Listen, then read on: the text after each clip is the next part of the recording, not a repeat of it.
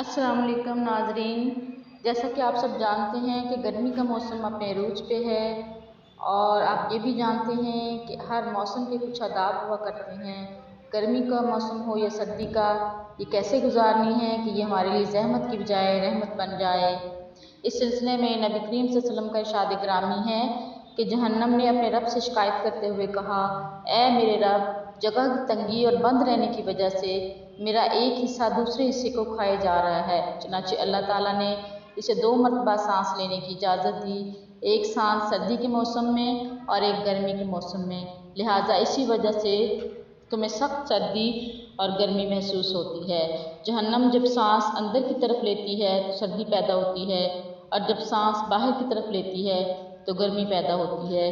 इससे ज़ाहिर हुआ कि सर्दी हो या गर्मी, अल्लाह ताला के पैदा करना है। मौसमों को कोसना, बुरा भला कहना नाशुक्री के ज़िम्मे में आता है, लिहाजा इससे बचें। सवाल ये है कि गर्मी के मौसम में ऐसा क्या करें। नंबर 1, मौसमों को बर्दाश्त करना सीखें। इंसान को अगर यकीन ना होता कि मौसम गुजर जाएगा तो गर्मी से पिघल जाता और सर्दी से जम जाता, लिहाजा यकीन रखें कि ये मौसम भी गुजर जाएगा। बाकी रहने वाली चीज़ रवैये हैं। अगर शुक्रगुजार बनोगे तो गर्मी में भी शादाब रहोगे और नाशुक्री करोगे तो बहार भी हब्स बन जाएगा। गर्मी में जहन्नम की गर्मी याद करें और ख़ुद का जायज़ा लें, हमारे अमाल हमें किस तरफ लेके जा रहे हैं।